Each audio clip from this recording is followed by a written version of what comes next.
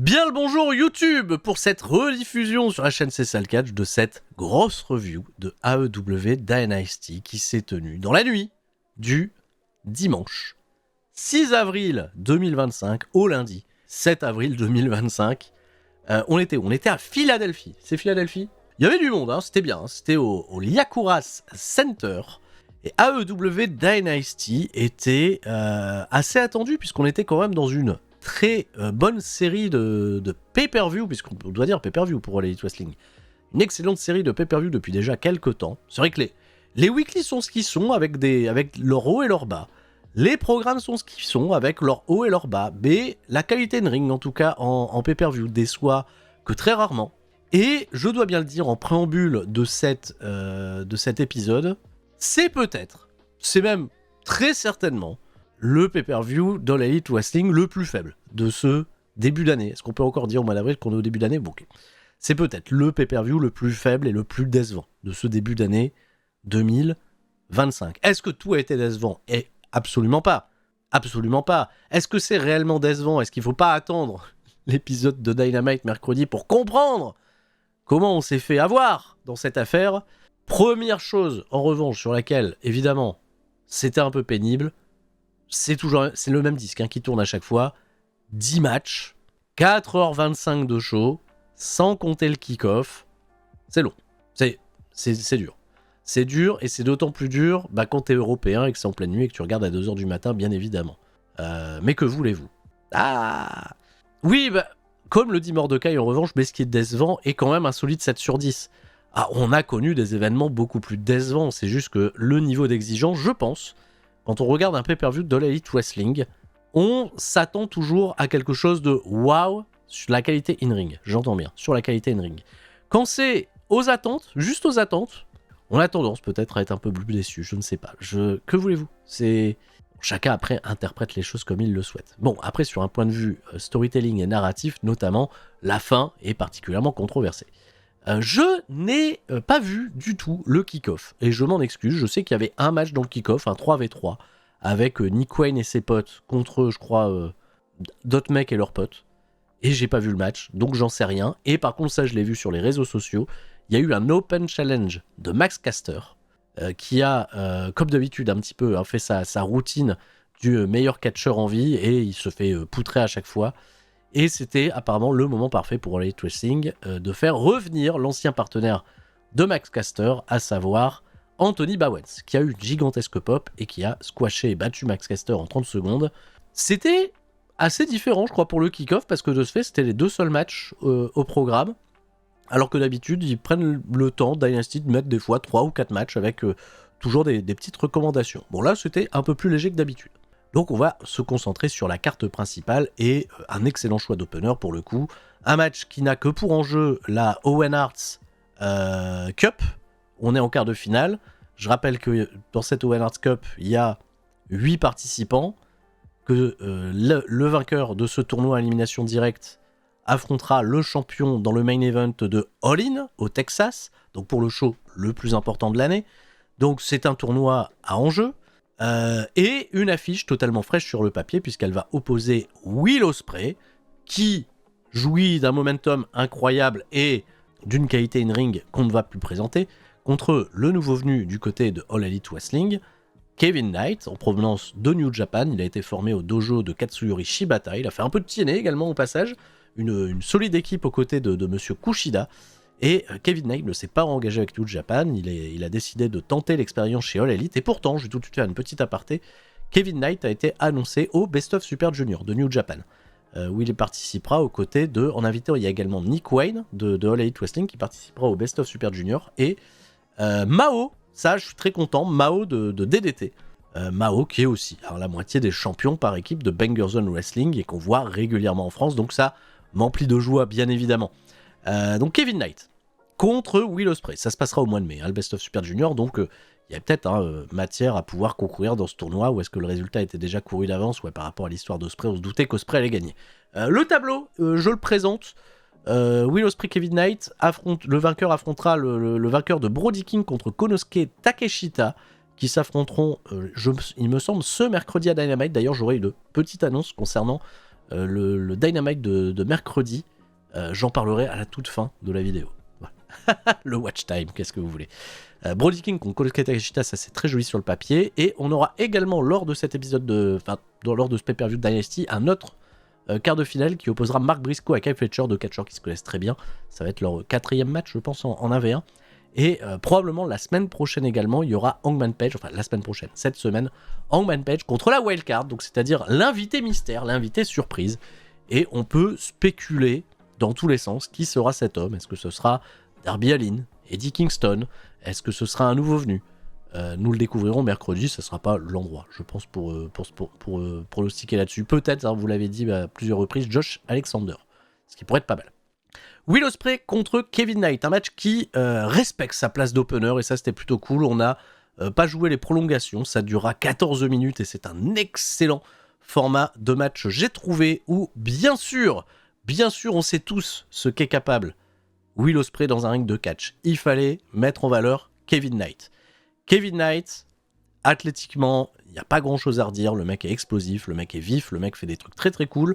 Will Ospreay met totalement à profit de ce fait son expérience, son savoir pour mettre en valeur son adversaire.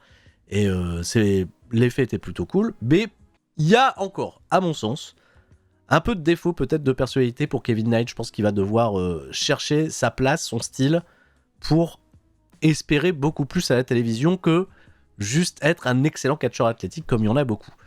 C'est déjà ma petite conclusion que je donne maintenant, même si je suis agréablement surpris, et le fait d'avoir un petit peu baigné dans le passé de Kevin Knight dans d'autres structures m'a aidé peut-être un peu plus à rentrer dans le match.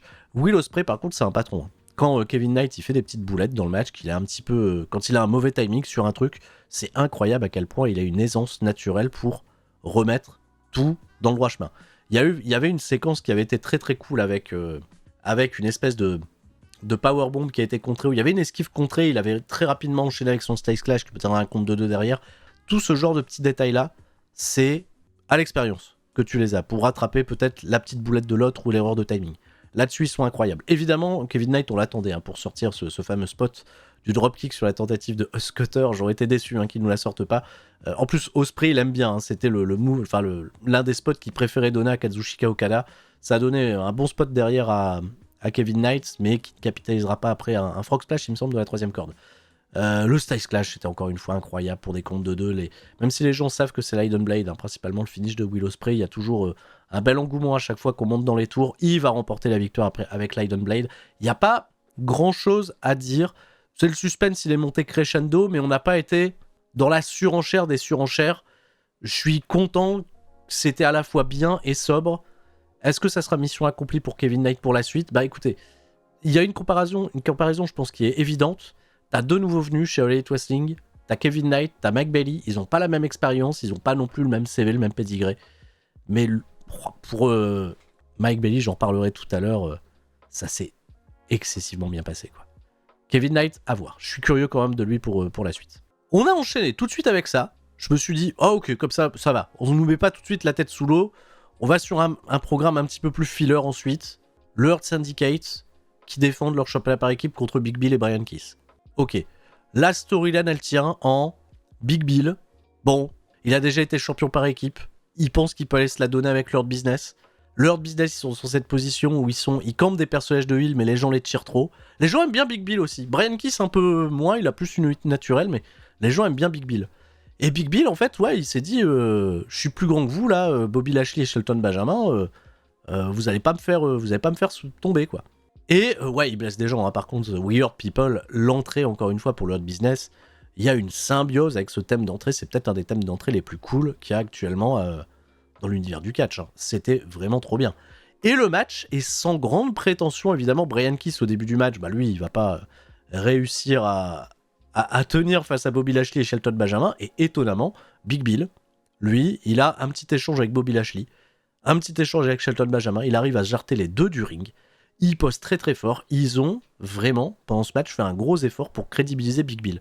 Il va être un peu plus mis en difficulté un peu plus tard dans d'excellentes séquences avec Shelton Benjamin. Je trouvais ça assez hallucinant. Mais ça a été vraiment le mec le plus protégé. Limite, Bobby Lashley, il paraissait même un peu effacé derrière Shelton Benjamin. C'est un peu fou, ça. C'est un peu fou, hein. Shelton, il vit sa meilleure life. Bobby Lashley, il est un peu en grosse présence, tu vois, mais service minimum. Service correct, service minimum. Ce qui était cool, c'est qu'après avoir été débordé par Big Bill, tout de suite MVP, bon travail de manager, il vient tout de suite, tu vois, remobiliser les troupes, donner des conseils. Enfin, tu vois, l'importance, même si en réalité, il doit peut-être se dire une connerie, ou est-ce qu'on va bouffer ce soir, j'en sais rien.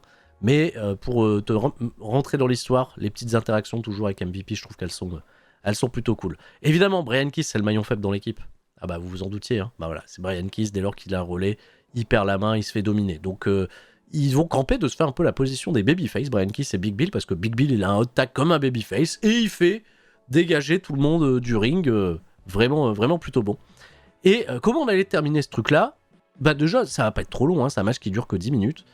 Et ben Big Bill, à un moment, l'arbitre ne va pas voir ce qui va se passer à l'extérieur du ring, il y a MJF, qui était posé au premier rang, qui a lâché une grosse baigne avec sa bague au visage de Big Bill pour le sonner, et permettre de ce fait au World Business de conclure le match. De ce fait, on a protégé Big Bill en plus de ça dans sa défaite, même si c'est pas lui qui va prendre le pin, c'était Brian Keith, l'homme légal. Ça a été assez mal produit ça au début, parce que le coup de poing de MJF, on l'a pas vu à la prod, c'est le replay qui nous l'a remontré. Et ça s'est fait surtout sans le consentement de Bobby Lashley et de Shelton Benjamin, qui sont un peu réticents à l'idée d'accueillir MJF au sein du Hurt Syndicate. C'est plus une connivence entre MVP, qui est très satisfait des actions de MJF, mais Bobby Lashley et Shelton Benjamin, accueillir MJF avec eux, on sait pas trop. Victoire du Hurt Business, filler. Est-ce que c'est digne d'un pay-per-view à l'Elite Wrestling? Ça me dérange pas, parce qu'on a soufflé et il y avait rien de mauvais. Surtout, il n'y avait rien de mauvais dans ce match. Je ne cherche pas à défendre quoi que ce soit ou autre, mais il y a rien qui va mal. C'est juste qu'en effet, en termes de standards et d'exigence, on a connu une division par équipe un peu plus explosive. Bon filler. Après un match déjà très rythmé, c'était bien. Ça a sa place. Deuxième match. Enjeu pareil, parce que qui dit la Owen Hart Cup, c'est pas seulement réservé qu'aux hommes, il y a également le tournoi pour les femmes, pour déterminer une aspirante au titre de championne de potentiellement Toni Storm ou Megan Bayne à l'issue de leur rencontre de tout à l'heure, également pour All-In. Et figurez-vous que Mercedes Moné a décidé de participer à ce tournoi. Et Mercedes Moné, en tant que belle collector et invaincue dans des conditions de match 1 contre 1, elle part avec une immense stature de favorite. Et premier tour, elle affronte Julia Hart. Alors, gros test pour Julia Hart, immense test. Et ça va, ils ont pas trop merdé. Bon, je vais en parler dans un instant, en Elite Wrestling. Julia Hart, elle a campé, bien sûr, la position un peu plus babyface que d'habitude dans ce combat. C'est évident, hein. Il fallait faire ça. Donc, j'en parle dans un instant. Je vous montre le tableau. Ça va être assez dur de voir qui peut potentiellement aller le chercher. Le tableau est très intéressant, puisque vous le voyez sur le côté droit, alors que je remercie Druce pour les 10 mois. Julia Hart, Mercedes Moné, c'est maintenant. Il n'y a pas d'autre match qui se décide pendant ce pay-per-view. Celle qui reportera le match ira affronter celle qui reportera le combat de Harley Cameron et Athena probablement ce mercredi à Dynamite. Et Harley Cameron, Athena, à part déconvenu, Athena devrait gagner.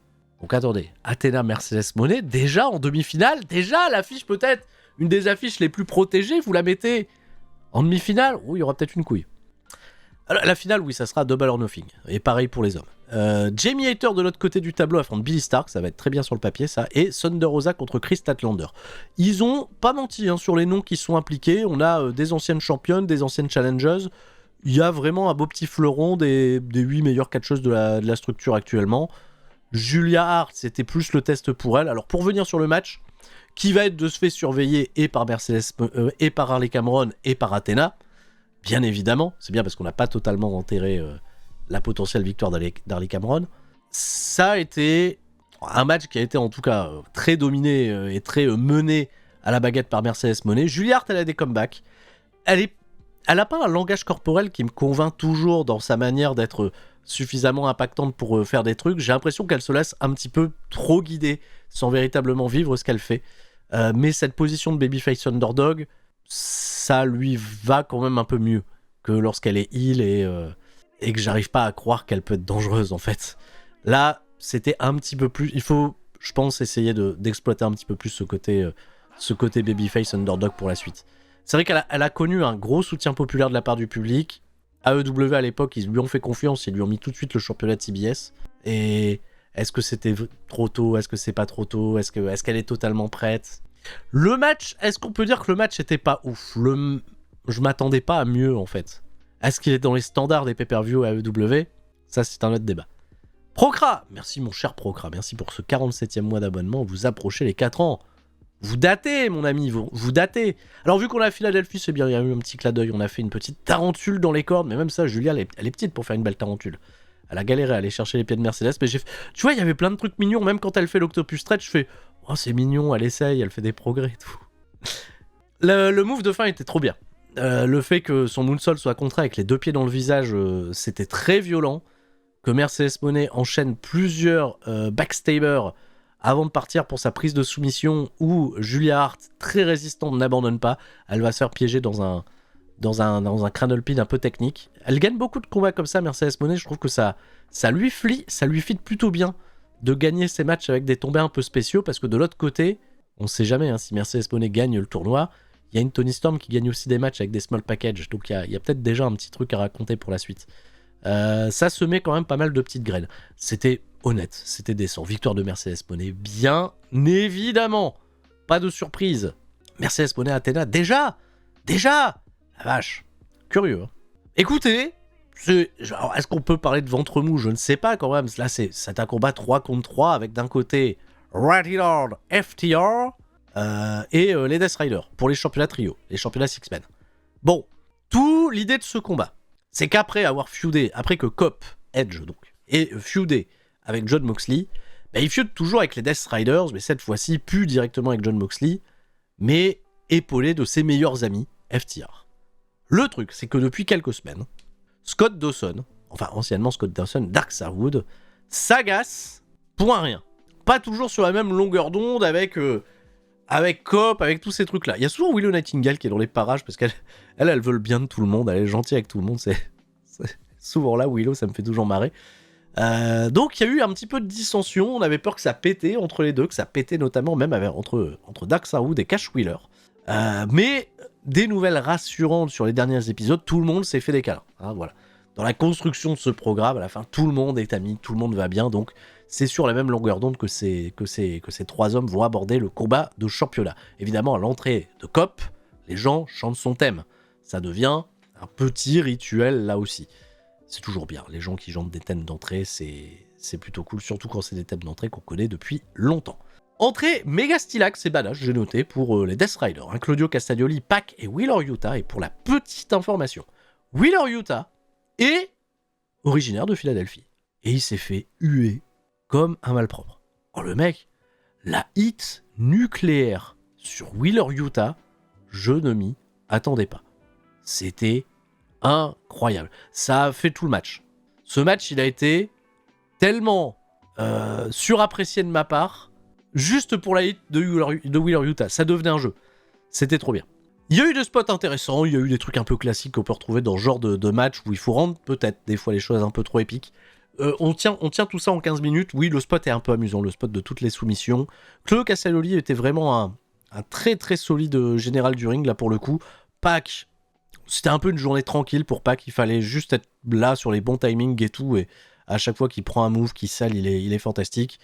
Ouah, t'as beaucoup de vétérans qui savent quand même bien se trouver dans tout ça. Donc, c'est agréable à suivre. On peut pas enlever ça au match, c'est très agréable. Peut-être le spot du soir aussi, la superplex de Cop avec le slam de la 3ème corde, le splash, pardon, de Cash Wheeler. Et le plongé coup de boule derrière de Dark Sarwood. Ça, c'était plutôt cool. Et la Misco. Évidemment, la Misco. Cop, veut porter sa spear sur Wheeler Yuta, qui esquive. Et dans le coin, il y a Dark Sarwood. Et il fait « Attention, Dark Sarwood, je veux pas te taper parce que il faudrait pas qu'il y ait Misco. Vont-ils pouvoir coexister ?»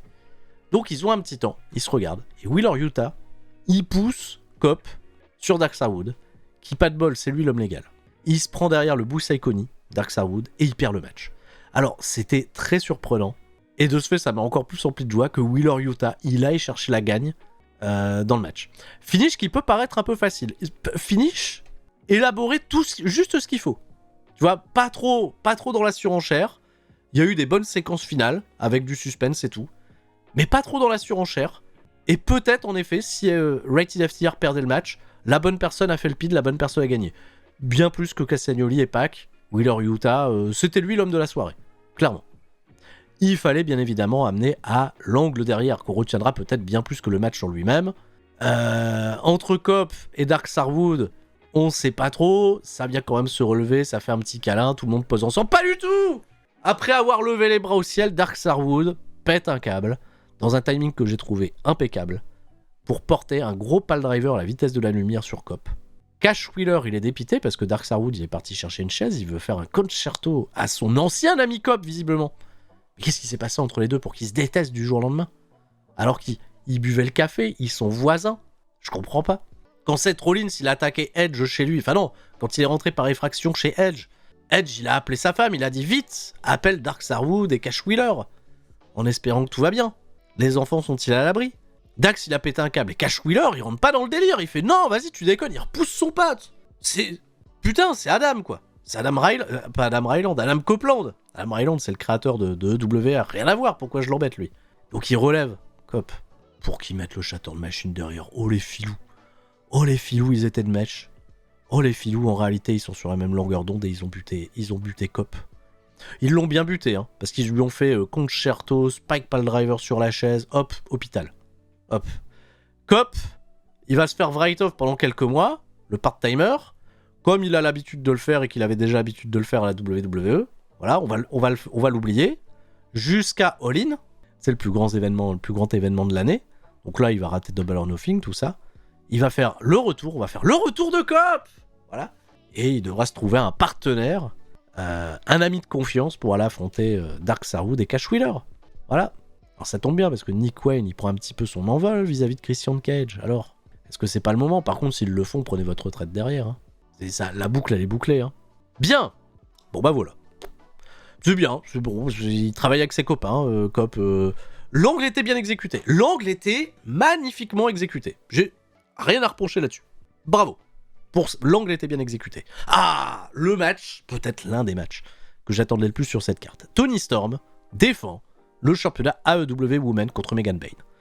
Clip de feud impeccable. Une Toni Storm qui a porté le programme au micro comme Jaja. Bon, Megan Bayne is a woman of a few words. Elle parle peu.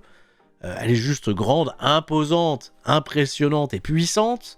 Toni Storm, elle est en état de grâce. T'imagines quand même que Toni Storm, quand elle a commencé à faire un petit peu son délire rétro, genre Marilyn Monroe, etc., c'était à l'époque quand elle était dans le clan avec Jamie Hayter et Saraya. Non, pas avec Jamie Hayter, avec Saraya et Ruby Soho. Et on sentait que c'était un peu la moins mise en avant des trois meufs à l'époque. Comment il s'appelait le clan? J'ai oublié le nom du clan. Les Outcasts, merci beaucoup. Et en fait, partie totalement en roue libre, elle commence à faire ce délire-là et j'ai fait « Ouais, c'est amusant ». Mais bien évidemment, je pensais que c'était un délire éphémère. Et en fait, elle en a fait sa gimmick, elle en a fait son personnage et elle a, je trouve, l'un des personnages les plus fascinants dans son interprétation de... peut-être même là, actuellement, au moment où on se parle, là, maintenant, tout de suite, de l'industrie.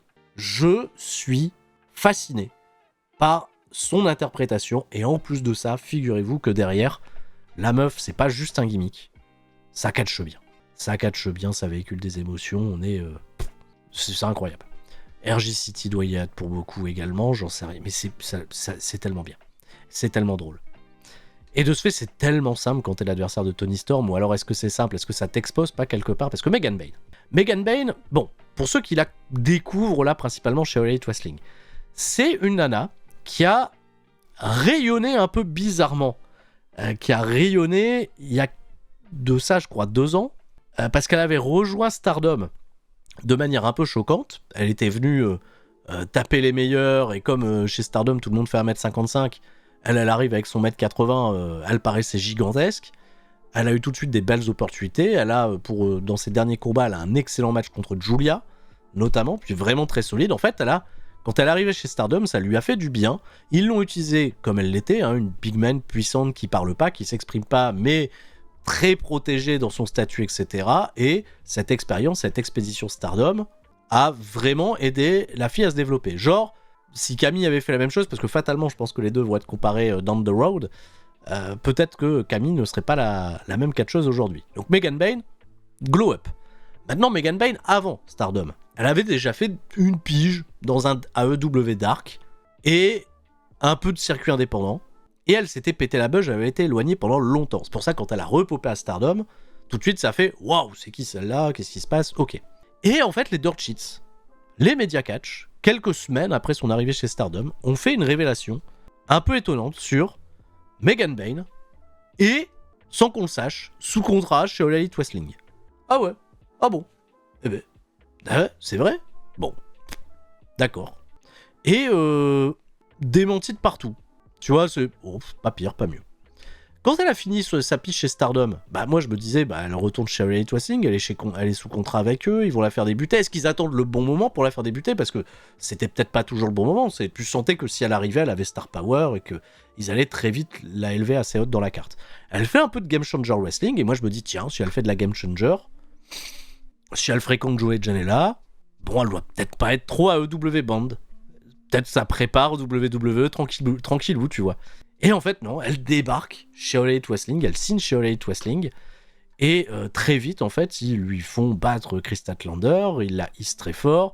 Il y a Penelope Ford à ses côtés, est-ce que c'était nécessaire ou pas? Bon, ça a peut-être son petit intérêt. Et très vite, il la crédibilise de ouf face à la championne Toni Storm qui vient de récupérer son titre fraîchement face à Maria May. Et je me dis, ok, on tente quand même quelque chose d'assez exceptionnel. Et je partais presque avec la conviction que Toni Storm, à peine elle a pris le titre, elle va peut-être le dropper direct pour Megan Bayne et qu'ils vont tenter un truc. Donc en fait, grosses attentes sur Megan Bayne. Toni Storm, elle régale. Clip promotionnel, elle fait Rocky la meuf, elle fait une entrée à la Rocky. Luther, il est habillé comme le manager de Rocky. C'est trop gaulerie. Et on est parti le catch. Bah... Philadelphie, quoi. Rocky, Philadelphie. Toni Storm en mode boxeuse, j'ai pas capté. Rocky, Philadelphie. Tu sais, la statue de Stallone, là. Rocky. C'est le film Rocky avec la boxe, là. Rocky. Ah, voilà. Ah, ouais, voilà, Rocky. Vous connaissez Rocky? Voilà, c'est Rocky. C'est CM Punk, il a pas vu Rocky. Donc, CM Punk a pas la ref. Qu'est-ce que j'allais dire? Donc, pendant le match, un peu étonnant que Toni Storm, qui débute le débat au début, on ait besoin, tu vois, des interventions, des petites gruges à l'extérieur du ring de Penelope Ford, bon, pour nous signaler sa présence, bien sûr, pour donner derrière l'avantage à Megan Bayne. Bon, après, par contre, elle est dominante. Hein. La meuf, pendant sa hit, c'est sublimé aussi parce que Toni Storm, elle vend excessivement bien, mais elle a une hit totalement correcte. Mais on sent quand même, tu vois, je ressens toujours, peut-être, en Megan Bayne, un poil de stress, un poil de est-ce que je suis sûr de ce que je fais, etc. Elle est pas totalement libérée. Là aussi, le langage corporel, des fois, la trahit. Toni Storm, elle a des bons comebacks, tout le monde y croit. Dès lors qu'elle refait un truc, les gens sont zinzin. Il y a une connexion entre Toni Storm et le public, et n'importe quel public. C'est très, très impressionnant. Comeback de Toni Storm, qui arrive à se déjouer un petit peu de toutes les prises de powerhouse de Megan Bayne. Elle, dans un élan final, quand le momentum est au pic, elle sort les trademarks, elle enchaîne les coups de cul dans le coin, elle porte son Storm Zero, kick out à 1. Fuck. Ah ouais, Megan Bayne, c'est quelqu'un. Le kick out à 1 a provoqué une réaction terrible de tout le monde. Genre, tu sais, ça s'est arrêté. Parce que vraiment, c'était l'enchaînement. Toni Storm, je croyais que c'était 1-2-3, ça y est, elle gagne. Bon, peut-être Toni Storm wins, lol, j'en sais rien. Mais, fou. Et Megan Bayne, elle a un comeback du feu de Dieu, là. Là, sa corde à linge, elle est belle. Sa corde à linge, là, sa diving clothesline, elle est vraiment, vraiment belle. T'imagines quand même, elle l'a fait presque mieux que Roman Reigns. Elle l'a fait mieux que Roman Reigns. Bon, il fait plus le Superman Punch aujourd'hui, mais sa diving clothesline, elle est vraiment belle. Elle enchaîne une Batista bombe. Elle fait pas le tomber derrière. Et de ce fait, elle grid. Elle veut faire son F5, ou son F, je sais pas combien il s'appelle. Et elle se fait coincer dans le small package de Toni Storm et elle perd. J'ai fait, t'es trop forte, meuf, mais t'es pas encore prête. Et la réaction de Toni Storm, pixel à la fin. Le small package, beaucoup trop fort. Back to the basics. Et ça va donner encore une fois des promos géniales. Mais tu sens que ça va faire partie de l'éducation là pour Megan Bayne. C'est peut-être le premier épisode d'un chapitre. Megan Bayne, je pense qu'il y aura un parcours initiatique pour se dire ok, je suis pas encore à ce stade-là, mais on sait à quel point elle est forte. Donc en fait, c'est vraiment du gagnant-gagnant. J'ai trouvé que c'était très gagnant-gagnant. Il y avait un feeling que t'as pas encore le level gamine. Mais alors, c'est inspirant pour la suite, Megan Bayne, parce que tu sens qu'il y a une marge de progression encore folle. Encore folle. Puisqu'elle est pas vieille en plus. Hein. On est encore dans les 4 choses de moins de 30 ans. Mais à côté de ça, si je te dis que Toni Storm, elle a pas 30 ans, c'est un truc de ouf, quoi. La conférence post-Showstorm, c'était quelque chose. Je l'ai pas vu. Aïe, aïe, aïe. Je l'ai pas vu. Mais je doute à quel point ça devait être bien. C'est à peu de choses près. Bon, parce qu'il y a le match d'après qui arrive et surtout le match encore après. Non, pas surtout le match encore après. Surtout le match encore après. Ouais, c'est facile dans le top 3 des meilleurs matchs de la soirée. Et encore une fois, ça déçoit pas. Bravo. Et bon format, 15 minutes, impeccable. Excellent. Elle a 26 ans. 26 ans. Aïe, aïe, aïe, aïe, aïe. 26 ans, Megan Bayne. On a le temps, hein. On a la place, hein. Et ben, l'excellente surprise de ce Dynasty. Voilà.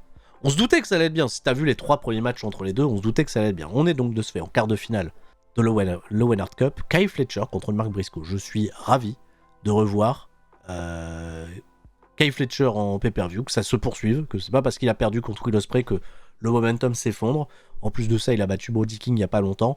Mark Briscoe lui a déjà posé des problèmes, hein. Ils sont assez serrés au niveau des win-loss records l'un face à l'autre. Ils ont une excellente chimie. Et Mark Briscoe, à plus de 40 piges, il sort quand même il prend des bumps un peu fous. Alors Konosuke Takeshita, on se posait la question, tiens, Konosuke, il est pas sur la carte de Dynasty. Et moi je me disais, il est pas sur la carte de Dynasty parce qu'il est au Japon. Bah ouais, samedi matin, il faisait Sakura Genesis. Il défendait son titre Never contre Ryohei Oiwa. Ouais, contre Oiwa. Et Yao Emura qui va le challenger. Et vendredi, à Windy City Riot, NJPW, il défend contre Hiroshi Tanahashi. J'ai fait, bon là pour l'instant on le fait un petit peu oublier, mais bon mercredi c'est vrai qu'à Dynamite il doit affronter Brody King. Bon, pour moi c'était la raison pour laquelle il faisait pas Dynasty ce week-end. Et en fait il est là. Il est venu juste pour faire la posture du mec qui regarde le match de côté. Très bien. Bon, j'espère qu'il a eu un bon chèque, mais il a pas pu profiter beaucoup du Japon. Et par contre, il regarde un bon match. Il y a Brody King aussi. Brody King, évidemment, il regarde le match. Parce que le vainqueur de Konosuke Takeshita contre Brody King, il affronte le vainqueur de Kyle Fletcher, Mark Briscoe. Spot du match. Hein. Spot de ouf gueudin. Mais là, Mark Briscoe, vous allez loin. Hein. Il se prend un brainbuster sur les Prawns. Il déguste beaucoup pendant le match. Mais lorsqu'il a un comeback, c'est le feu. C'est le feu. Le public surkiffe Mark Briscoe. Et je suis encore après avoir vu ce match-là, à un moment donné, il faudra peut-être pousser le curseur. Hein. Ce serait pas déconnant qu'il gagne un gros truc un jour. Hein. Plus que le championnat Ring of Honor. Ce serait pas con, ce serait pas mal. Hein. C'est un petit titre international, une petite ceinture TNT. Mark Briscoe, tu sais, il n'y a pas que tu vois le douloureux souvenir du frère décédé. Derrière, ça assure in-ring. Et Kyle Fletcher, par contre, quand il se dégage des trucs et tout, il assure. Il a un comeback zinzin à la fin. La fin de match, vraiment, la deuxième partie du match est vraiment, vraiment exceptionnelle. Il enchaîne les 2 Yakuza Kick dans le coin. Il va faire son brainbuster. Planté, comme des navets.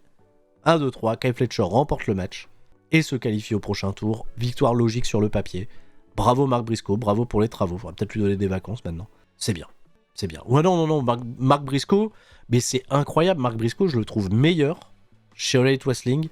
Je vais pas dire qu'il l'a jamais été chez Ring of Honor. Il a sorti des bons trucs à l'époque chez Ring of Honor. Mais il a eu des runs solo aussi à la Ring of Honor. C'était pas si bien. Pourquoi c'est si bien en solo, Mark Briscoe chez All Elite j'arrive pas à comprendre. Parce que Jay Briscoe, son frère, en solo, c'était le feu. C'était incroyable. Jay Briscoe en solo chez Ring of Honor. Mark Briscoe, ils ont tenté des trucs un peu plus dans un registre un peu goofy comédie. Là, c'est bien. Hein. Mark, il a plus de 40 piges. Hein. Je sais plus exactement quel âge il a. Il a plus de 40 ans. Kyle Fletcher, il a pas plus de 40 ans. Kyle Fletcher, il est encore jeune, le proto-star. Lui, vraiment, sky is the limit. Hein. Ça peut aller très très loin, Kyle Fletcher. Quelle belle nouvelle. Et je n'ai, après ce petit délice qu'on vient de se manger, les bras m'en tombent quand je me dis que Chris Jericho va arriver pour défendre son championnat Ring of Honor contre Bandido. Je le rappelle, titre contre masque. Si Bandido perd, c'est Lucha de Apuestas. Il perd son masque. Oh, le drame. Beau petit clip de feud, c'est porté sur la famille, sur la rivalité, qui a beaucoup été portrayé à la télévision, donc ça va, je suis pas totalement du père. Maman Bandido, elle est au premier rang. Maman Bandido et la sœur Bandido, tout le monde est au premier rang, donc Bandido, la famille, c'est important, on fait des câlins, la maman, elle va être importante pour le match. Et Chris Jericho, c'est Chris Jericho. J'avais jamais capté que la ceinture, ils avaient changé le cuir. Mais c'est joli en fait. Noir et gris, là, je trouve que c'est un peu stylax. Un peu rigolo. Bon, alors, comment vous dire, 18 minutes, c'est long. Hein, là, pour le coup, le match d'avant a fait 16 minutes. C'était bien, c'était vif. Là, 18 minutes, c'était un peu plus long. Bon, cependant, je ne peux pas retirer Chris Jericho. Un truc. C'est qu'il s'est beaucoup donné pour mettre en valeur Bandido. Il y a en début de match cette souplesse en chandelle maintenue où Bandido va faire chanter le public jusque 10. Pas du tout. Jusque 20. Pas du tout. Jusque 30. Petit joueur. Jusque 40. Il a tenu. Même pas. Jusque 50. Il a tenu Chris Jericho en l'air pendant que le public il a compté jusque 50. Eh ben non, c'était 60. Voilà. 60. Quelle zinzinade. 60 secondes comme ça avec Chris Jericho en l'air. Les fous. De ce fait, il est over Bandido. Ça marche. Ça capte. C'est pas mal.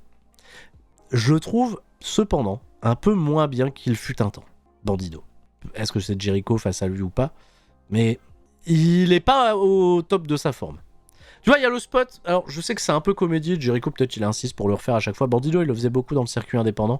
Le spot où ils font le duelliste, tu vois, où ils se mettent dos à dos, chacun va dans un coin, ils se retournent, ils s'attaquent. Il l'avait fait quelques fois et là, Jericho, il a grugé, il a triché, les gens ont fait boue.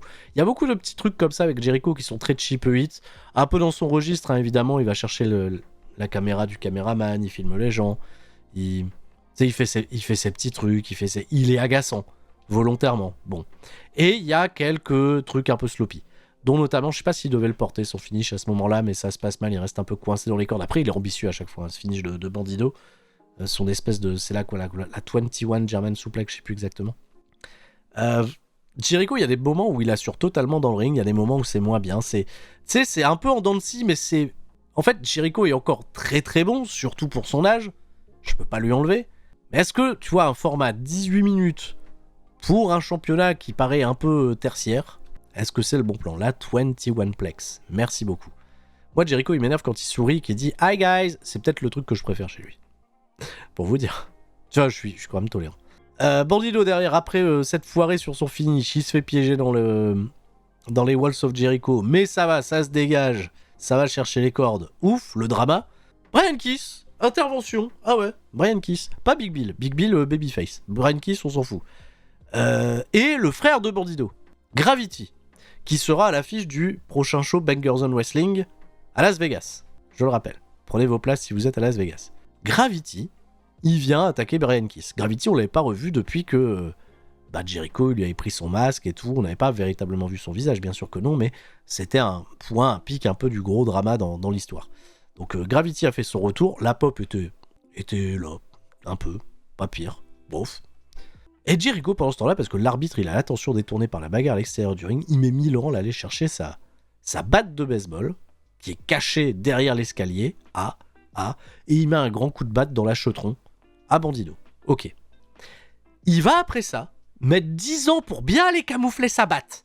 Faut pas qu'on voit ma batte. Il va cacher la batte. Et il rampe lentement vers Bandido. L'arbitre se retourne pour faire le pin, et je me suis dit, 1-2, dégagement! Vu qu'il a perdu du temps, tu sais, pour faire un petit peu le vieux coup du ah là là, on nous crée un faux suspense, et il y aura un non-finish derrière, il va pas perdre son masque, Bandido. Et 1, 2, 3. Jericho, il gagne. Ah ouais, ok. Et on va voir Bandido sans son masque.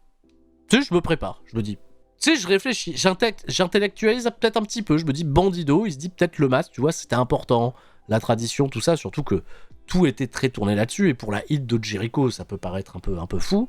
Et peut-être que Bandido, en fait, il veut passer à autre chose, tu vois. Il y a plein de catcheurs. La Sombra, Andrade. Bon, quand il décide de perdre son masque, il devient la Sombra, il devient Andrade. C'est bien, tu vois. Des catcheurs, quand ils rejoignent WWE masqués mexicains, des fois, ils enlèvent leur masque parce qu'ils ont peut-être quelque chose, tu vois, de différent à proposer. Ils veulent peut-être évoluer. Des Senza Volto qui deviennent des Joseph Félix Jr., des Aigle Blanc qui devient Paul Mirabel. Pourquoi pas ? Ça peut se tenter, ça peut s'essayer. Je me dis, ok, bon, ils partent là-dessus.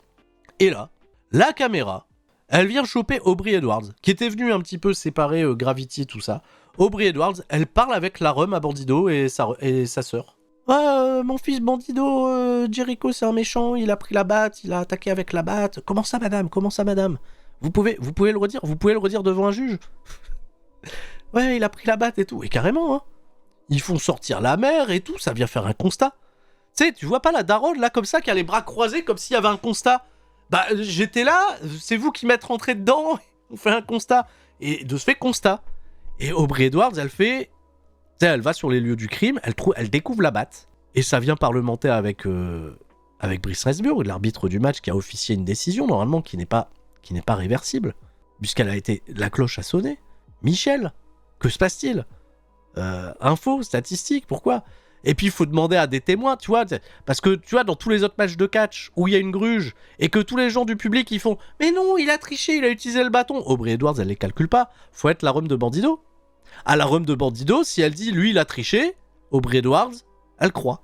Elle trouve les armes du crime, quand même, elle inspecte un petit peu et elle fait ok. J'ai de l'influence, je vais dire à Brice recommence le match. Brice il a recommencé le match. Jericho il est pas content. Il veut taper la sœur de Bandido. Mais lâchez-la. Mais lâche-la. Ça va, Bandido, il arrive, il met 2 prises, il fait 21 plex. Il est champion derrière. Ça a duré 10 secondes, même pas à peine. Voilà, comme ça, c'est un bon moment, c'est la famille et c'est tout ça. Bon, c'est vrai que la technologie, la VAR, tout ça. En fait, bon, Dusty Finish, bien sûr, hein, dans le texte, c'est un Dusty Finish. Qu'est-ce qu'un Dusty Finish? Un finish popularisé par Dusty Rhodes et ses décisions créatives farfelues de l'époque. Le Dusty Finish, c'est faire croire que quelqu'un a gagné le match, mais en fait, hop, swerve, et c'est pas toi qui as gagné, on redémarre le match ou on inverse la décision. Voilà.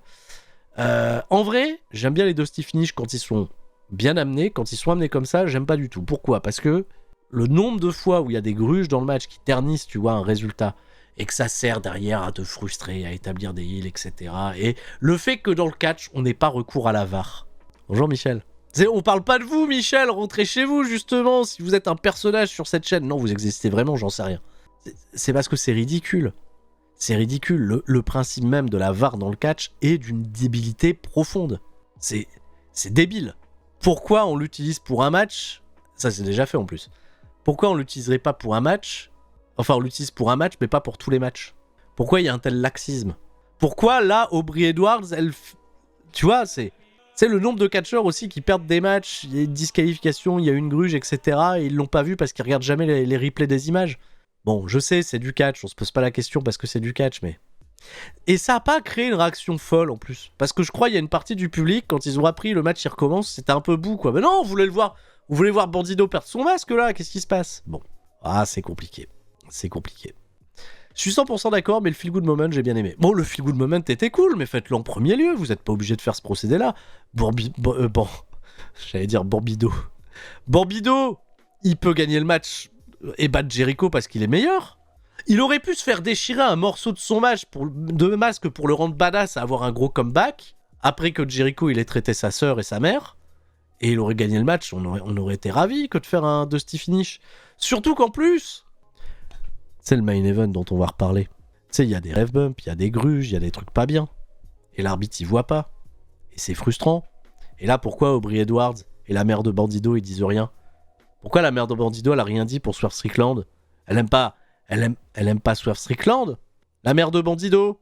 Alors, Daniel Garcia contre Adam Cole. Pas de hype particulière. C'est vrai que là, on enchaîne 2 matchs où j'étais pas particulièrement hypé. Bien public, merci pour les 100 bits. Morale de l'histoire, Swerve aurait dû avoir la mère de Bandido en manager plutôt que Prince Nana, voilà. Efficace.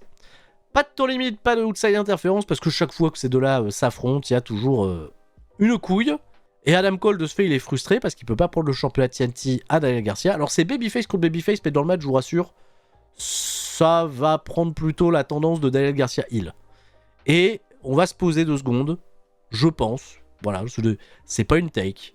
Le face turn, pourtant tellement attendu de Daniel Garcia. L'acte du face turn était cool, mais depuis qu'il est face, et surtout depuis qu'il est champion TNT, je suis un peu je suis moins embarqué. Excellent catcheur, solide à plein d'endroits, mais j'ai connu un Daniel Garcia beaucoup plus divertissant. Et Adam Cole, il y a trop le passif qui aide pas. Le passif, les blessures, les...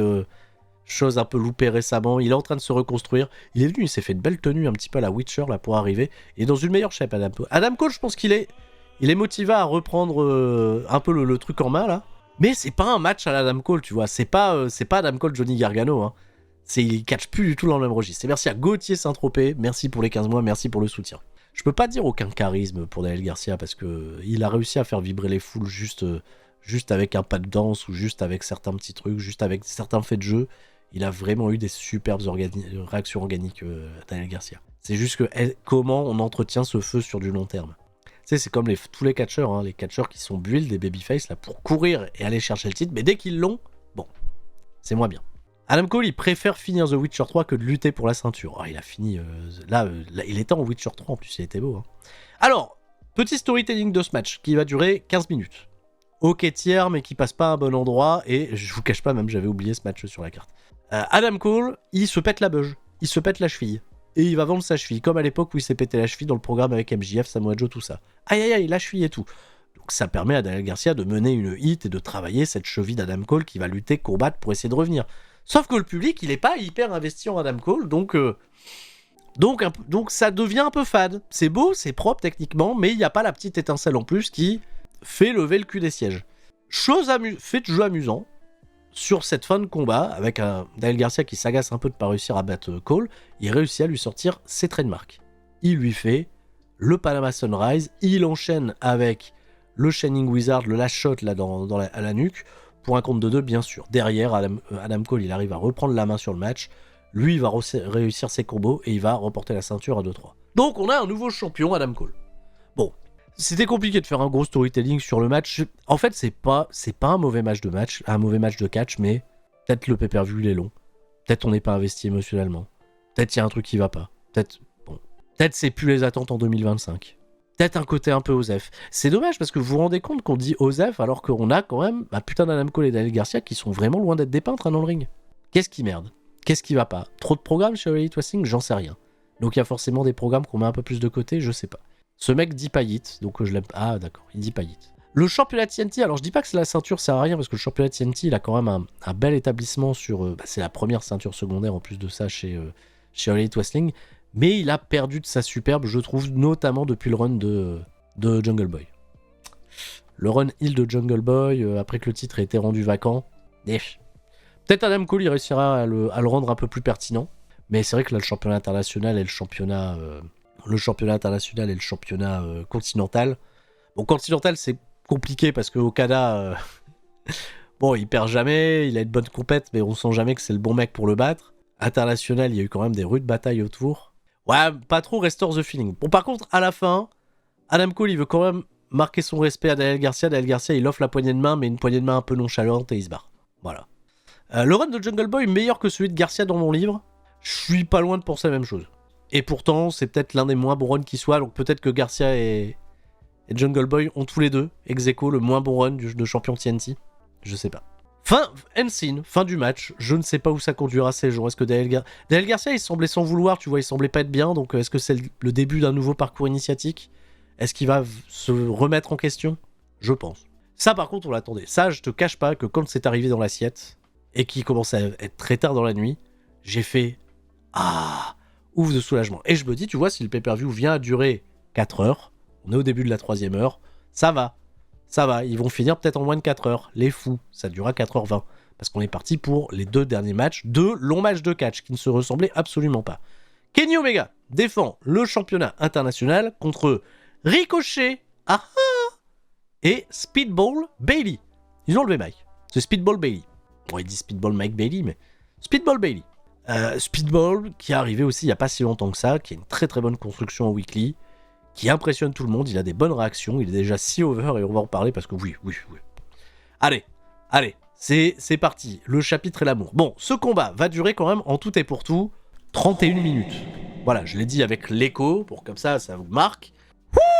C'est quand tu dis ça comme ça à quelqu'un qui n'a pas vu le match, parce que quand tu regardes le match, tu sais pas qu'il va durer 31 minutes. Donc tu te laisses happer par le truc.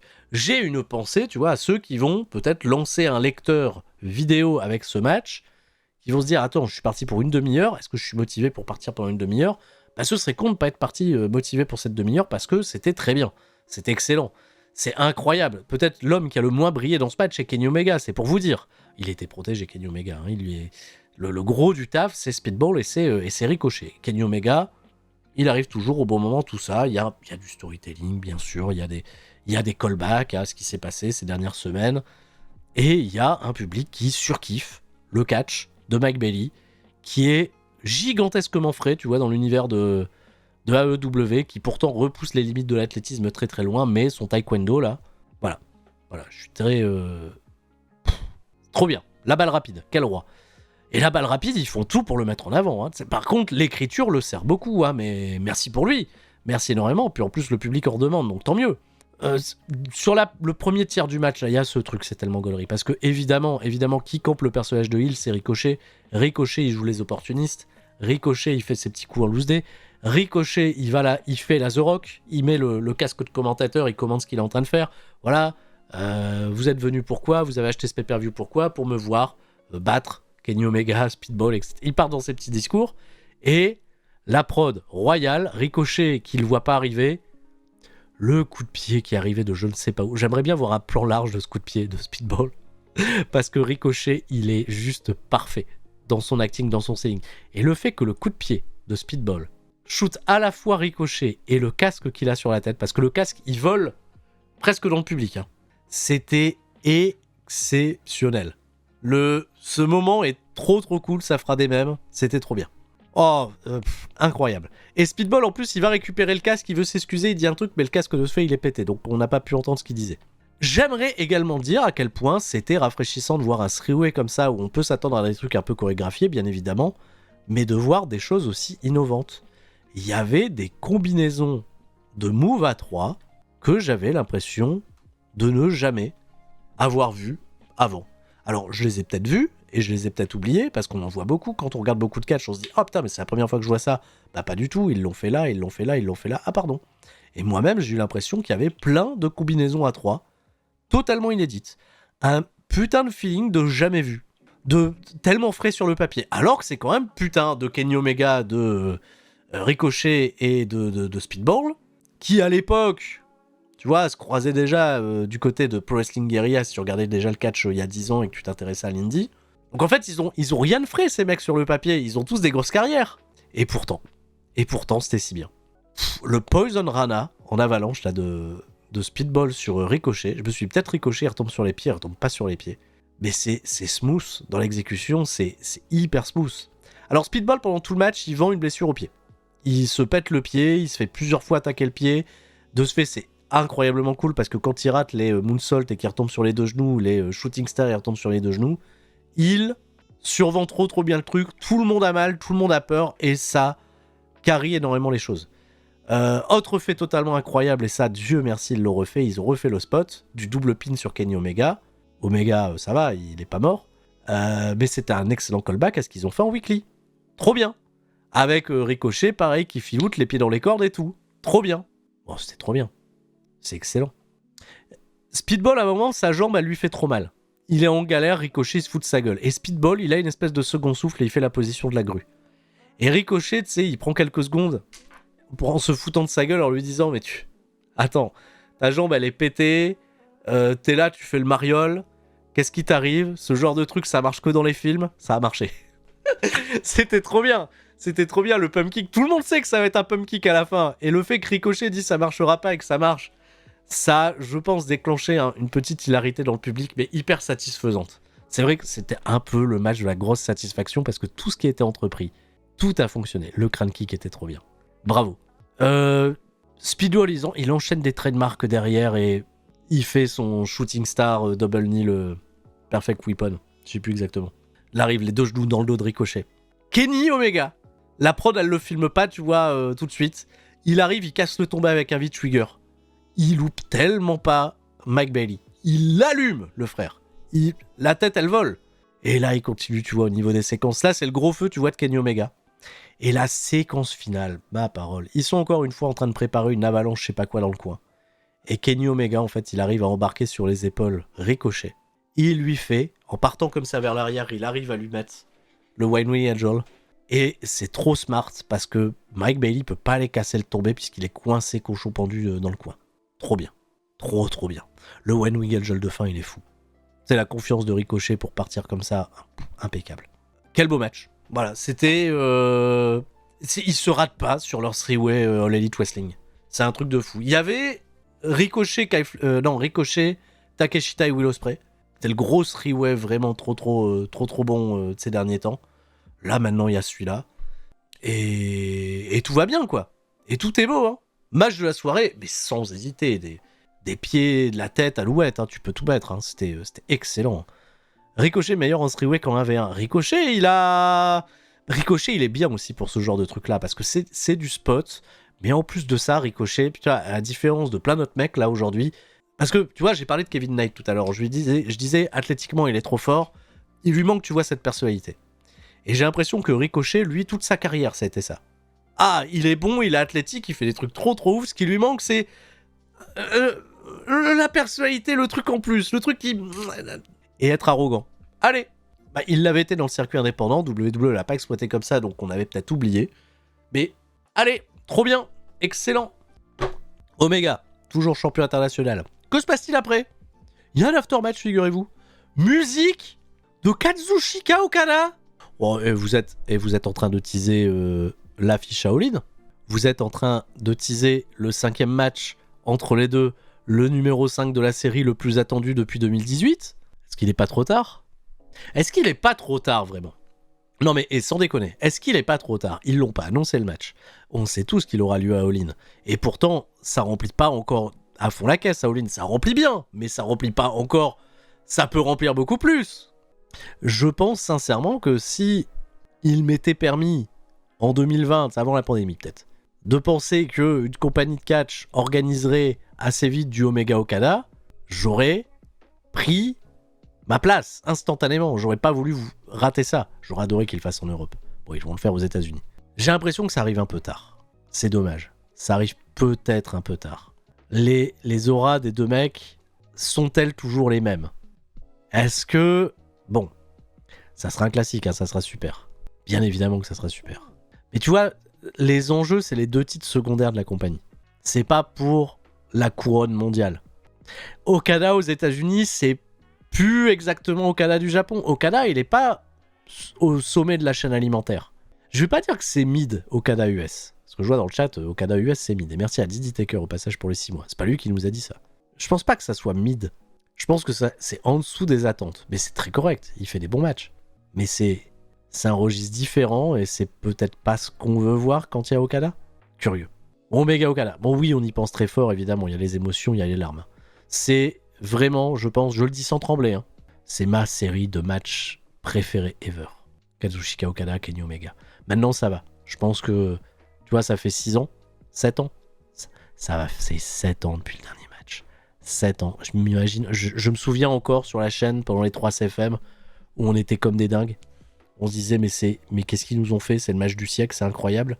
Qu'est-ce que c'est que cette folie? Je me souviendrai toujours de la réaction d'internet quand ils ont découvert le premier Okada Omega. Et que tout le monde devait donner son avis, tu vois, sur le truc, en se disant, ouais, mais on regarde jamais du catch japonais. Ils ont... Oui, c'est les matchs 6, 7 étoiles, 8 étoiles. C'est eux qui ont fait sauter les systèmes de notation. Mais 7 ans plus tard, ils s'affrontent. Et Omega, on sait pas ce qu'ils se sont dit. Omega, il s'est sauvé un peu vite. Il voulait pas grand-chose d'Okada.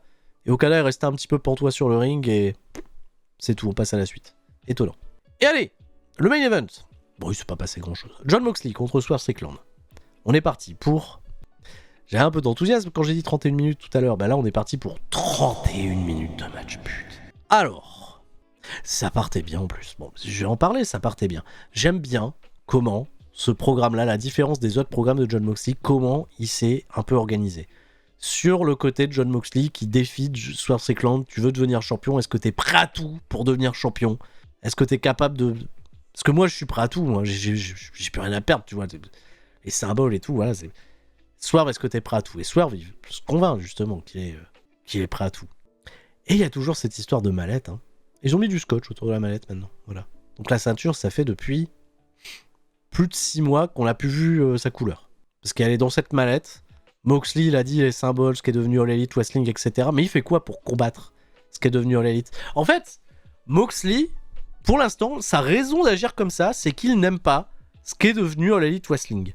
Alors, comme il aime pas, il est le champion, il gruge avec ses potes, il a mis la ceinture dans une mallette, mais il fait rien pour que ça aille mieux. Hein. en vrai, son combat, on l'a pas compris, frérot. Hein. Ce qui se passe est beaucoup plus important que ce qu'on croit. C'est ce qu'il avait dit au début à Tony Schiavone quand il a amorcé le turn. Il est en train de se passer quelque chose qui nous dépasse tous. Ça fait 6 mois quand même. Donc Swerve, lui, par contre, il veut redevenir un petit peu le chef de file parce qu'il a perdu le titre, certes, mais il s'est reconstruit. C'est quand même bien fait défoncer par Bobby Lashley, on n'a pas eu de suite à ça. Et donc Swerve, pendant une grosse partie du match, évidemment, il se laisse un peu déborder par Moxley, à la puissance, à la violence. Et c'est vrai que c'est une longue phase de 8. Ce que j'ai juste bien aimé dans cette très longue 8, c'est que Moxley, justement, dans l'esprit de je teste Swerve, et que Swerve fait des comebacks, Swerve tape très très fort. Et Moxley, ça l'amuse. C'est vraiment ce que j'ai beaucoup aimé dans la physionomie de ce début de match. C'est que Moxley s'amuse de ce que potentiellement peut être la dangerosité potentielle de Swerve Strickland. Bon, évidemment, back and forth, etc., sans me rappeler dans le détail de comment Swerve arrive à revenir, il revient probablement après des trucs cool, il est peut-être sur le point, tu vois, d'amener les trucs cool encore un peu plus loin et d'aller sur les gros timemarks. Intervention de ce fait de Marina Shafir. Gratos, elle vient dans le ring. Bon, c'est un match de championnat, petite jurisprudence, on sait pas trop, elle vient, elle s'embrouille avec Nana, elle tape Nana. Ça tape Nana, elle tape Nana, grosse 8 sur Marina. Et après, Jon Moxley met un DDT à Willow Nightingale en weekly quelques semaines avant.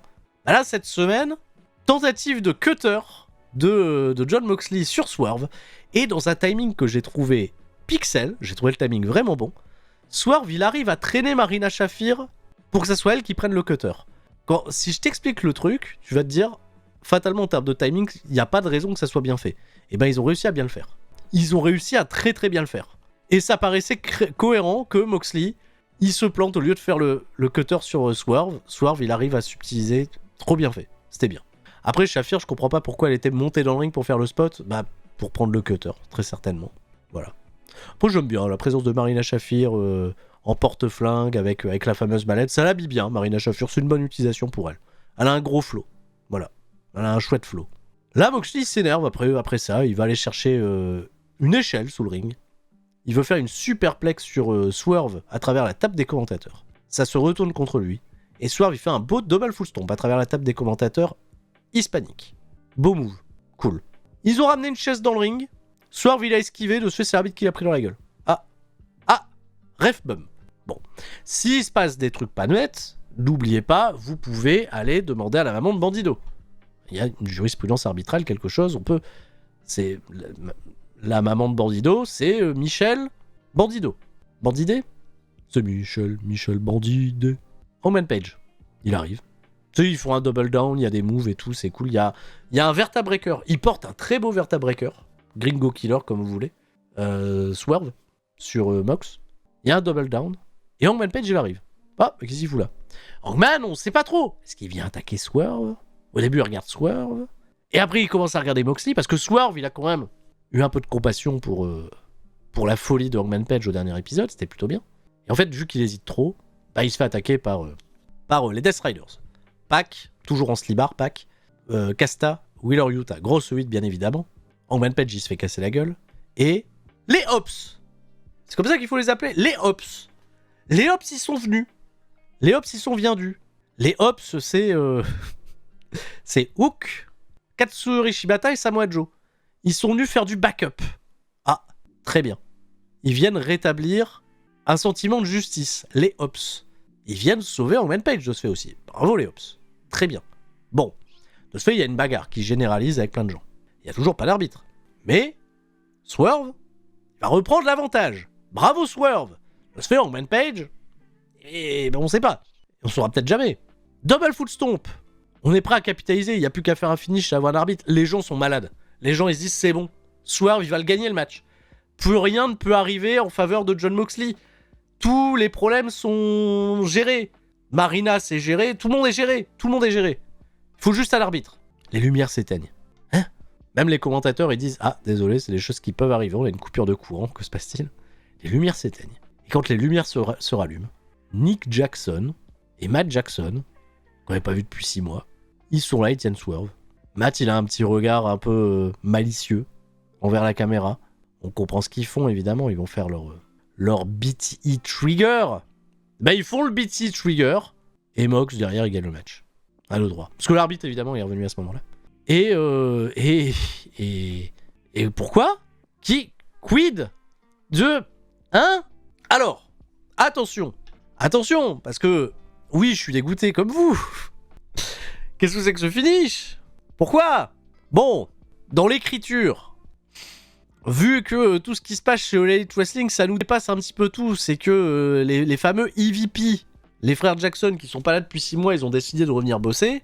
Eux, ils doivent avoir des clés quelque part de qu'est-ce qui se passe avec le bureau de la direction, qu'est-ce qui se passe avec la direction, qu'est-ce qui se passe avec Moxley, est-ce qu'ils sont de mèche ou pas. Vous avez remarqué aussi quelque chose, l'élite, qui s'était quand même retourné contre Tony Khan avec Jungle Boy, etc. Jungle Boy qu'on voit plus non plus d'ailleurs. Un Okada qui continue de faire un peu l'attraction, mais tout seul. Quand les Death Riders, quand il y a eu l'avènement des Death Riders, et que les Death Riders ont commencé à prendre le contrôle sur l'Elite Wrestling, l'élite, elle a pris ses bagues, elle a fait ses clics et ses claques, et nous on veut rien avoir avec ces mecs-là, on se barre. Bon, moi je pensais qu'ils allaient revenir un peu en héros, les Bucks, après ça. Et pas pour foutre la merde. Pas pour aider Moxley à conserver le titre. C'est étonnant quand même. Ici, il y a une corruption, il y a quelque chose. Donc en fait, Swerve, il s'est bien fait baiser, il s'est fait swerver. Et dans l'aftermatch, par contre, les Bucks, ils ont tous les deux enlevé le maillot. Hein. Ils ont enlevé le t-shirt et ils ont l'air d'être en très bonne shape. Mac Jackson, j'ai pas réussi à prendre le meilleur screen, mais il a retrouvé le six-pack et tout, incroyable. Non, ils sont en bonne shape, hein. Ils sont beaux les Bucks. Hein. Par contre, ça me plaît. Hein. Ils ont fait, pendant les 6 mois, ils ont fait un petit tour du côté de New Japan. Ils étaient devenus champions, ils ont perdu. Ils ont rajeuni, c'est incroyable.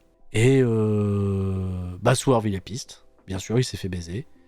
Et il y a quand même un petit plan aussi sur Hangman Page, qui a l'air attristé. Je me suis dit, c'est écrit hein, pour la suite. Vu que là, on va faire de la place à celui qui potentiellement remportera la Owen Hart Cup pour libérer All Elite Wrestling à All In. Parce que oui, là, maintenant, Moxley, s'il perdait pas contre Swerve, si la storyline est si importante et qu'il faut un effet hurrah et pipi pourra, on est débarrassé des Death Riders. Will Ospreay va devenir champion du monde et on partira vers autre chose à partir de All In et ça fera du bien à tout le monde. Bon, alors comment on occupe Hangman et Swerve? Je me dis, ils peuvent affronter les Bucks. Bon, ils affronteront les Bucks. Ça sera peut-être ça. Swerve et Hangman, qui vont peut-être devenir la meilleure équipe de tous les temps, de se faire après s'être détestés de ouf, contre les Bucks. Pas ouf. Wow. Tu sais, petit côté, tout ça pour ça, 30 minutes c'était long pour en arriver là. Et c'est dommage parce que le match a épousé plein d'aspects. Moxley et Swerve et personne n'en retiendra rien. Tout le monde s'est dit un finish à la con, tiens une fois de plus, merde. C'est dommage parce qu'on a fait plein de petites actions séparées dans le combat qui étaient très très chouettes. C'était très très cool, c'était bien, c'était fun. Hein. Peut-être The Ops. Non, The Ops, ils vont aller vers le titre trio, je pense. Ah, et puis c'est une longue storyline, hein. Ça tiendra encore jusque juillet. Mox, c'est un peu le Ibilu de All Elite Wrestling. Ouais, mais encore Ibilu, quand il gruge, et qu'il regarde la caméra et qu'il fait comme ça. Je suis un méchant. Moxley, lui, il fait pas des... Je suis un méchant. Moxley, lui, il est persuadé que c'est lui le plus badass de tous, quoi. Moxley, il est persuadé qu'il est trop fort à la bagarre. Alors qu'à chaque fois, il perd la bagarre. Et que c'est toujours quelque chose qui lui sauve les miches. En fait, il fait un peu le booking de Roman Reigns, mais... mais c'est pas Roman Reigns, quoi. Ouah, c'est... Comme je le dis encore une fois, c'est pas... Au vu de la qualité des matchs, c'est pas ce qu'on veut voir chez All Elite Wrestling, je pense. Beaucoup de gens ne regardent pas All Elite Wrestling pour ce truc-là. Pour ça. Étrange. Alors, par la suite, que se passe-t-il ? Oui. Bon, j'en parle vite parce que c'était le petit moment polémique. Il y a eu un petit discours de Swerve post-show. Où il a parlé d'inclusivité notamment, et ça fait toujours plaisir. Et il a dit « Bonne soirée à tous et n'oubliez pas le plus important, fuck Booker T. » Ah ouais, comme ça. D'accord, ok. Je sais pas ce qui s'est passé. J'ai pas la ref. J'ai juste vu que ça a beaucoup éveillé la curiosité des réseaux. Il y a probablement une vieille brouille entre les deux, peut-être à l'époque de NXT, j'en sais rien. Peut-être qu'il s'aime pas, peut-être qu'il a raison de pas aimer Booker T, j'en sais rien. Swerve. Ouais, c'est... Après, c'est pas filmé, c'est gratuit comme ça. Enfin, gratuit comme ça. Il savait très bien que ça allait être filmé, que ça allait être sur les réseaux, mais... J'ai pas cherché les raisons. Après, très honnêtement, Booker T, il a par moment des takes. Bon... Est-ce que je suis étonné qu'il y a quelqu'un qui l'aime pas dans le milieu, quoi, tu vois, c'est... Pas gratuit, Booker T à chercher. J'ai pas les refs, j'ai pas les infos. Ah, Booker T, il l'avait allumé sur X ? À quelle raison ? Pour quel motif ? Pourquoi il l'a allumé sur X ? Pourquoi il s'en est pris à Swerve ? Putain, il a fait quoi de mal, Swerve ? À part être l'un des meilleurs catcheurs de sa génération, il a fait quoi ? Je crois que Booker a répondu à ce que Booker a dit dans une interview après... Bon, ok. Tous les vieux ex-WWE... Ah oui, mais non, alors ça, par contre, tous les légendes WWE, WCW... qui ont un petit pied, tu vois, de faire des petits feats dans les programmes de WWE. Ouais, ils aiment bien, hein, allez taper sur AEW. Ils aiment bien dire que c'est pas là le vrai catch. Que ils regardent les émissions pour les déconstruire derrière. Alors je dis pas, tu sais, ça a duré longtemps, et puis c'est en pleine nuit. Pour autant, j'ai pas passé un mauvais moment, moi, devant Elite Wrestling, j'ai trouvé ça bien. Je sais que tous les catcheurs, individuellement, ils sont tous trop forts. Ils ont pas tous le même matériel d'écriture. L'histoire de John Moxley, bon, bah, moi, c'est un peu moins ma cam. Kenny Omega, Mike Bailey, Ricochet, let's fucking go. Tony Storm... Est-ce que c'est une take si je dis que Tony Storm, elle surclasse un petit peu tout le catch féminin, toute promotion confondue aujourd'hui?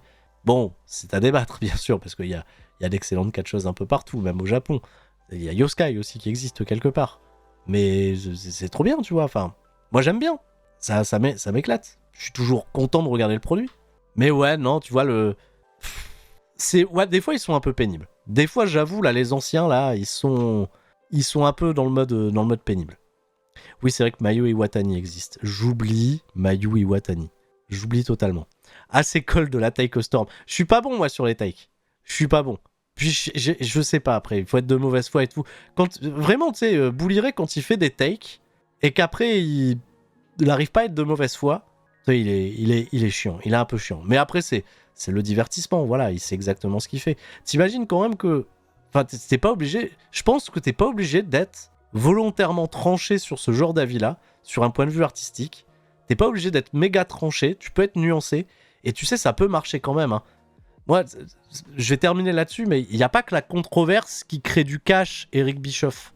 Enfin, tu peux être chill et cool, et pas méprisant, et tu peux quand même avoir un peu de succès, du following, et des gens qui t'écoutent. Enfin, tu sais, c'est pas obligatoire. Eux, ils ont un cheat code. Ils se sont dit, il faut qu'à un moment, tu sais... Et c'est que les takes. C'est que les takes qu'on va mettre en format short sur les réseaux. Pour que ça crée de l'engagement. Mais ça vous fait surtout passer pour des cons, en fait. Quel dommage. Mais bref. Qu'est-ce qui se passe? Vous avez de l'amour, quoi. C'est bien aussi de s'aimer. C'est bien d'aller découvrir aussi les trucs. Donc, des fois, oui, c'est vrai que par humour, par moment, c'est vrai que je m'en excuse. Des fois, je peux être un peu condescendant sur des sujets. Coucou, Tiennet. Pardon. Mais je le fais avec un bon esprit. Mais j'aime tout le monde en réalité. Je veux le succès de tout le monde. Il faut que je regarde, je terminerai là-dessus, AEW. Il faut que je regarde le Battle Riot de MLW, c'était ce week-end.